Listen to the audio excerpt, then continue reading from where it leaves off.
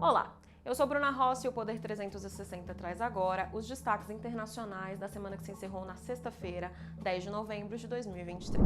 A guerra entre Israel e o Hamas completou um mês na terça-feira, 7 de novembro. Até sexta-feira, 10 de novembro, mais de 12 mil pessoas morreram no conflito, hoje concentrado em Gaza. Em reunião do G7 na terça-feira, 7 de novembro, a ministra das Relações Exteriores do Japão, Yoko Kamikawa, disse que a guerra não vai reduzir o apoio do grupo das 7 economias mais industrializadas do mundo à Ucrânia. A presidente da Comissão Europeia, braço executivo da União Europeia, Ursula von der Leyen, endossou a posição japonesa.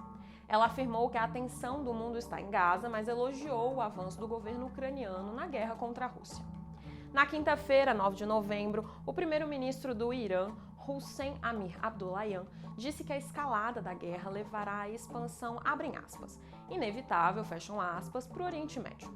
O Irã apoia o Hamas, mas disse que não atuou no ataque contra Israel em 7 de outubro.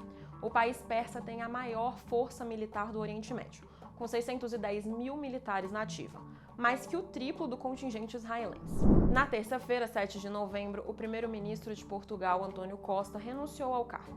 O premier anunciou sua demissão depois de ser alvo de uma investigação do Ministério Público sobre irregularidades em concessões de exploração de lítio em minas no norte do país. Como consequência, na quinta-feira, 9 de novembro, o presidente de Portugal, Marcelo Rebelo de Sousa, anunciou que dissolverá o parlamento em janeiro. A medida não terá efeito imediato para dar tempo aos congressistas da casa votarem o orçamento para o ano que vem.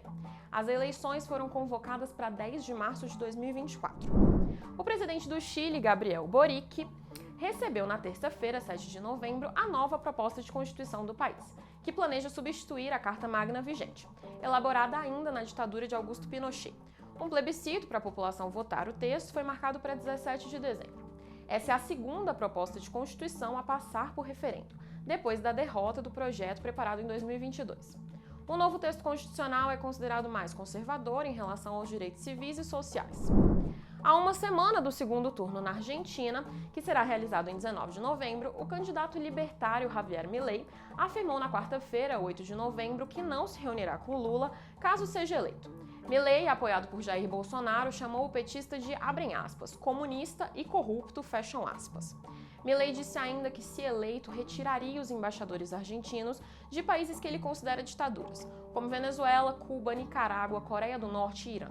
Também pediu a condenação do presidente russo, Vladimir Putin, pela invasão à Ucrânia. Milei disputará o segundo turno contra o atual ministro da Economia argentino, Sérgio Massa. O peronista ficou à frente no primeiro turno de 22 de outubro, com 37% dos votos válidos contra 30% de Milei. Na quarta-feira, 8 de novembro, o jornal New York Times divulgou o lucro líquido de 53,6 milhões de dólares no terceiro trimestre, uma alta de 46,4% em relação ao mesmo período do ano passado. O lucro operacional avançou 24,6%, já a receita 9,3%. O jornal ultrapassou a marca de 10 milhões de assinantes, sendo 9,4 milhões digitais. Só 670 mil ainda assinam a versão impressa. Outra empresa que também divulgou o balanço financeiro foi a petroleira Saudi Aramco da Arábia Saudita na terça-feira, 7 de novembro. A estatal registrou uma queda de 23% no lucro líquido do terceiro trimestre, em comparação com os mesmos meses de 2022. De julho a setembro, a empresa lucrou 32,6 bilhões de dólares, enquanto os ganhos registrados no mesmo período do ano passado foram de 42,4 bilhões. A Aramco informou ainda que a receita caiu para 113,09 bilhões de dólares. E esse foi o Volta ao Mundo. Para saber mais sobre essas e outras notícias internacionais, acompanhe o jornal digital Poder 360. E para ficar sempre bem informado, inscreva-se no canal, ative as notificações e não perca nenhuma informação relevante. Até a próxima!